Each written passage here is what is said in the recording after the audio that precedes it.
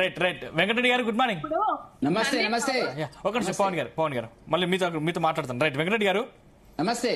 పంచాయతీ ఎన్నికల్లో బీజేపీ ప్రభావం చాలా చోట్ల కనిపించలేదన్న విమర్శ మీ పార్టీపై ఉంది. అంటే తెలంగాణలో బీజేపీ ఇంకా గ్రామ స్థాయిలో బడపడలేదన్నది ఒప్పుకుంటారా? ఎందుకు ఒప్పుకుంటామండి? డేటా కనపడుతుంటే బీజేపీ గత స్థానిక ఎన్నికలలో మేము 163 సీట్లు గెలిచినామండి. అందుకు గారు వింటున్నారా? వింటున్నా, చెప్పండి. ఇవాళ 700 పైగా సీట్లు 3 రెట్లు మాకు పెరిగిన మాట వాస్తవం. మీరు ఎట్లా ఏదే గానీ ఒక ఎన్నికకు ఇంకో ఎన్నికకు ఒక విద్యార్థికి గతంలో వచ్చిన మార్కులకి ఇవాళ వచ్చిన మార్కులకి ఒక కంపారిజన్ ఉంటుంది. నాలుగో స్థానానికి పడిపోయారు కదా, అంటే స్వతంత్ర అభ్యర్థులు కూడా మిమ్మల్ని దాటుకుని వెళ్ళారు. మీరు మీడియాలో కథనాన్ని చాలా పత్రికలు చూస్తున్నారు. 4వ స్థానం అంటే ఏమిటి? ఇండిపెండెంట్లు గెలిచిన దానికి ఓ స్థానం ఉందా? ఎవరికి వాళ్ళు ఇండిపెండెంట్ వాళ్ళు ఎట్లయితుందండి? మేము చెప్తున్నటువంటిది మీరు రికార్డ్ చేసుకోండి. 163 మేము ఎన్నడూ కూడా స్థానిక ఎన్నికల లోపల బలంగా మేము పోటీ చేయలేదు, ఆ పద్ధతిలో మేము లేవన్నది మా గౌరవ అధ్యక్షుడు రామచంద్రరావు గారు ప్రెస్ మీట్ లో నేను కూడా పక్క కూర్చున్నారు చెప్పడం జరిగింది. మేము ఎప్పుడు కూడా సీరియస్ గా తీసుకోలేదు, ఇప్పుడు కూడా మనం కూడా సీరియస్ గా తీసుకోలేదు. ప్రజలు అక్కడ స్థానికంగా ఉండేటువంటి బీజేపీ నాయకులు నిర్ణయించిన ప్రకారంగా 700 పైగా సీట్లు మాకు వచ్చినవి. అన్ని పార్టీల కంటే కూడా కాంగ్రెస్ కంటే బీఆర్ఎస్ కంటే కూడా మాలో గ్రోత్ ఎక్కువ ఉంది అనేటువంటి విషయాన్ని మీరు గమనించవలసింది. కానీ మేము 4వ స్థానంలోకి వెళ్ళాము, మేము ఎక్కడ ఉన్నాము అనేటువంటిది కాదు. వల్ల చాలా ప్రాంతాల లోపల మేము 700 సీట్లు మాకు బాగా ఎక్కువ వచ్చినాయి, అందరికంటే ఎక్కువ వచ్చినాయి. పర్సెంటేజ్ ఎవరికి తగ్గినాయని వాళ్ళు చూసుకోవాలి, ఎవరికి పెరిగినాయని వాళ్ళు. కానీ వెంకటరెడ్డి గారు, అంటే లోక్సభ ఎన్నికల్లో బలంగా పోటీ చేసినటువంటి మీ పార్టీ అంటే పంచాయతీ స్థాయిలో ఎందుకు అదే ప్రభావం చూపలేకపోయింది? ఎగ్జాక్ట్లీ, మంచి ప్రశ్న. ఈ ప్రశ్న ఎవరు అడుగుతారా, ఏ మీడియాలో అడుగుతారా అని 3 రోజుల నుంచి చూస్తున్నా, ఎవరు అడగడం లేదు. మీరు ఆ జోన్ లోకి వచ్చినారు. నెంబర్ 1, మేము గెలిచినటువంటి పార్లమెంట్ సీట్లు మల్కాజికి గెలిచినాం, హైదరాబాద్ కు దగ్గర, చేవెళ్ళ గెలిచినాం, హైదరాబాద్ దగ్గర, కిషన్ రెడ్డి గారు గెలిచినారు, పట్టణ నగరంలోనే ఆయన ఉన్నటువంటిది. ఈ 3 సీట్లలో ఎన్నికలు జరిగినాయండి. స్థానిక ఎన్నికలు కావు కదా, దీనికి సంబంధం లేదు కదా. పట్టణ ప్రాంతాల్లో బలంగా ఉన్నాం మేము, మండల ప్రాంతాల్లో బలంగా ఉన్నాం మేము. ఈ కొనుగోలు ఆలోచించాలి తప్ప 8 సీట్లు గెలిచింది మీకు ఏమైంది అని ఆ లెక్కన వేసినా కూడా, 8 సీట్లు వేసినా కూడా మిగతా పార్టీల కంటే బ్రహ్మాండంగానే మాకు వచ్చినటువంటి పరిస్థితి. కాబట్టి భారతీయ జనతా పార్టీ మేము సంతృప్తిగా ఉన్నాము. మీడియాలో కథనాలు వస్తాయి, మీడియా కథనాలు తప్పుడు సంకేతాలను ఇస్తున్నటువంటిది. వాస్తవానికి ఇవాళ కాంగ్రెస్ కు బలమైన పోటీ వచ్చినటువంటి పరిస్థితి, అది భారతీయ జనతా పార్టీ కావచ్చు, బీఆర్ఎస్ పార్టీ కావచ్చు, ఊహించని పరిస్థితులు జరిగినాయి. కాబట్టి ముఖ్యమంత్రి గారు నిన్న ప్రెస్ మీట్ కు రావాల్సిన పరిస్థితి ఏర్పడ్డది. నా దగ్గర ఇంకా మీరు అడిగితే చెప్తాను, నా దగ్గర డేటా ఉంది. చాలా మీడియాలలో మిస్లీడ్ చేస్తున్నారు.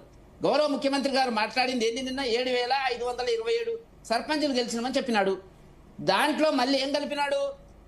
మన రెబల్ అంటే ఏమర్థమంది సందీప్ గారు? రెబల్ అంటే కాంగ్రెస్ విధానాలను, కాంగ్రెస్ పార్టీని, కాంగ్రెస్ స్థానికంగా ఉన్నటువంటి మద్దతు తీసుకున్నటువంటి అభ్యర్థులను ఓడించిన వాళ్ళు రెబల్స్. వాళ్ళు ఎట్లయితారండి? మళ్ళీ వాళ్ళకు గడ్డ ఓట్లేవారు, వీళ్ళకు గడ్డ ఓట్లేవారు చెప్పాలి కదా ముఖ్యమంత్రి గారు. దాన్ని ఎట్లా కలుపుకుంటారండి ఆయన? నాకు అర్థం కాదు.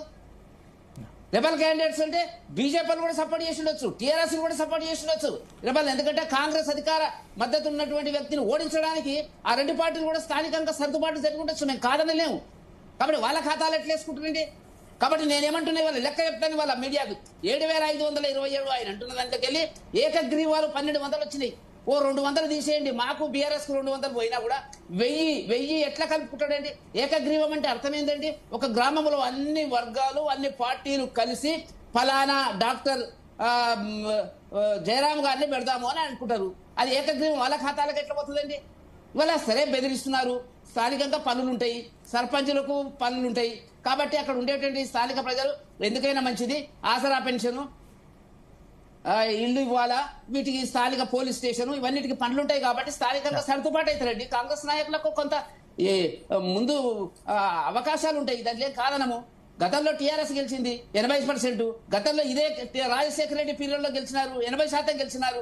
మీరు ఎక్కడ గెలిచినండి? ఇవాళ నేను ఏమంటున్నా అంటే 7,527కి వెళ్ళి 1000 ఏకగ్రీవాలు తీసేయండి. మీరు 800 కలుపుకోవడం కాదు, కలుపుకోవడం పక్కకెట్టండి.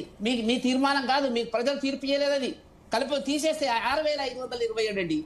6,527 బొటాబొట్టి బిలో 50% సీట్లు వాళ్ళు గెలిస్తే 66% గెలిచినాం మేము. 50%కి మీరు 75%కి రావాలా? మీరు 80% అని టార్గెట్ పోయినారు, 90% అని టార్గెట్ పెట్టుకున్నారు. ఎక్కడ పోయి నేను అడుగుతున్నాను ఇవాళ నేను. మీకు 30-35% ఓట్లు తక్కువ వచ్చి అది భరించలేక పార్టీ మహేష్ కుమార్ గౌడ్ మాట్లాడితే, మంత్రులు మాట్లాడితే ప్రజల్లోకి పోవడం లేదు. తప్పుడు సంకేతం పోతుంది అనేటువంటి రేపు వచ్చేటువంటి ఎన్నికల్లో ఏది ఎంపీటీసీ జడ్పీటీసీ ఉంది కాబట్టి భయపడి నిన్న ముందుకు వచ్చినాడు. రెండో విషయం చెప్తున్నాను సందీప్ గారు గుర్తుపెట్టుకోండి, ఆయన పెద్ద ఎత్తున చేసినటువంటి కలల సౌధము, ఆయన కలల సౌధం ఏదైతే ఉందో ఫోర్త్ సిటీ ఏదైతే ఉందో ఫోర్త్ సిటీలో కాంగ్రెస్ పార్టీకి ఘోరమైన పరాభవం జరిగింది. కందుకూరు మండలం, మా మండలము కందుకూరు మండలంలో 35 మంది సర్పంచులు ఉంటారండి. 35 సర్పంచులు దాన్ని ఒక నోటిఫైడ్ ఏరియా కింద గౌరవ ముఖ్యమంత్రి గారు ఆ డెవలప్మెంట్ కోసము, ఎందుకంటే ఫోర్త్ సిటీ వస్తుంది కాబట్టి ప్రత్యేక బోర్డు ఏర్పాటు చేసినాడు. 35 సర్పంచ్ లోపల భారతీయ జనతా పార్టీ అత్యధికంగా 12 గెలిచింది, టిఆర్ఎస్ పార్టీ 10 గెలిచింది, కాంగ్రెస్ కూడా 10 గెలిచింది. ముగ్గురు ఎవరైతే ఉన్నారో వాళ్ళు ఇండిపెండెంట్లు. అంటే 10 సీట్లు 35లోకి వెళ్ళి 10 మాట్లాడతారు. డాక్టర్ సాబ్ నన్ను మాట్లాడి మధ్యలో ఎందుకు వస్తున్నారు మీరు? మాట్లాడండి, నాకు స్వేచ్ఛ ఉంది కదా మాట్లాడండి. రేవంత్ రెడ్డి గారు స్వేచ్ఛ ఇచ్చిన అంటున్నాడు కదా, 7వ స్వేచ్ఛ ఇచ్చిన అంటున్నాడు కదా, మాట్లాడియండి. కాబట్టి 35 సర్పంచుల లోపల అంత పెద్ద ఎత్తున ఎక్కడైతే బ్యాగరకంచ ఆయన కేంద్రంగా మీటింగులు పెట్టిండు, global summit, world global summit 2047 మొన్ననే ఖర్చు పెట్టి 100 కోట్లు ఖర్చు పెట్టిండు. బ్యాగరకంచలో మేం గెలిచినము. ముచ్చర్లలో సెంటర్ పాయింట్ లో భారతీయ జనతా పార్టీ గెలిచింది. పక్కన ఉండేటువంటి ఆకుల మైదానం చుట్టూ ఉండేటి ఆకుల మైదానంలో మేము గెలిచినము. పక్కనే మీటింగ్ పెట్టినటువంటి మీర్ఖాన్పేటలో బీఆర్ఎస్ క్యాండిడేట్ గెలవడం జరిగింది. నేనేమంటున్నా అంటే ఆయనను ఎవరూ నమ్మడం లేదు, అంత పెద్ద ఎత్తున డెవలప్మెంట్ చేస్తాననేటువంటి ప్రాంతంలో రాలేదు. కాబట్టి ఇవల్ల తప్పుడు సంకేతము, తప్పుడు వక్రీకరణ ద్వారా ప్రజలు మభ్యపెట్టే పరిస్థితుల్లో రేవంత్ రెడ్డి గారు నిన్న మీడియా ముందుకు వచ్చిందంటే స్పష్టమైతుంది. మరి దమ్ము ధైర్యం ఉంటే ప్రకటించాలి కదా. ఒక్క నిమిషం, దమ్ము ధైర్యం ఉంటే ఎంపీటీసీ జడ్పీటీసీ ఎన్నికల షెడ్యూల్ ఇవ్వు చూద్దాం. కాబట్టి రకరకాల భయాలందనలకు ప్రజలు అక్కడ ఉండేటువంటి స్థానికంగా ఎన్నికైనటువంటి వాళ్ళు కొంత ఇటు అటు పోతారు, పోవచ్చు. ఇప్పుడు రకరకాలుగా జరుగుతాయి, ఎందుకంటే పనులు కావాలా. అసలైన ఇంకోటి 2029 ఎన్నికలంట. మీరు చెప్పండి సందీప్ గారు, 2029 శాంటిటీ ఏంది నాకు అర్థం కాలే. అసెంబ్లీ 2023 అయింది, 28లో వస్తాయి. ఇప్పుడు లోకల్ బాడీలో ఇప్పుడు 25లో అయింది, 30లో వస్తాయి. 29 ఏందో నాకు అర్థం కాలేదు. 29లో నాకు తెలిసినంత వరకు లోకసభ ఉంది. అదేం లెక్కండి గౌరవ ముఖ్యమంత్రి గారు చెప్పండి. వాళ్ళ కాంగ్రెస్ పార్టీ చెప్తారా, మీరు చెప్తారా చెప్పండి. మిమ్మల్ని కూడా అడుగుతారా, డాక్టర్ జయరామ్ గారు కూడా చెప్పండి. What is the sanctity of the 2029 అనేటువంటి దానికి నోటికి వచ్చింది మాట్లాడిపోతున్నటువంటి పరిస్థితుల్లో గౌరవ ముఖ్యమంత్రి గారు ఉన్నారు అనేటువంటి విషయాన్ని మీరు గుర్తుంచుకోవాల్సిన అవసరం ఉంది. ఇప్పటికి కూడా నేను చెప్తున్నటువంటిది ఆయన ఊహించలేదు ఇంత వ్యతిరేకత వస్తుంది అనేటువంటిది. నా 50% బిలో 75 నుంచి 80% రావాలండి వాళ్ళకి. గతంలో టీడీపీ ఉన్నా వచ్చింది, గతంలో టీఆర్ఎస్ ఉన్నా వచ్చింది, గతంలో కాంగ్రెస్ ఉన్నా గెలిచింది. మరి ఇప్పుడు ఎందుకు రాలేదండి? నేను అన్ని అమలు పరుస్తున్నా సంక్షేమ కార్యక్రమాలు ఎందుకు రాలేదని అడుగుతున్నారు. 50% ఓట్లు వాళ్ళకి తక్కువ ఉన్నవి, ఇది గుర్తుంచుకోవాల్సినటువంటి అంశం. జయరామ్ గారు, ఇది ఇంతకుముందు నేను చెప్పాక లెక్కలు చెప్తాను చెప్పాను కదా. సో ఇప్పుడు లెక్కల దగ్గరికి వచ్చేస్తాం. అంటే రేవంత్ రెడ్డి ఏదైతే ప్రెస్ మీట్ పెట్టేసి తను మాట్లాడుతున్నాడో సరే అభినందిస్తాం.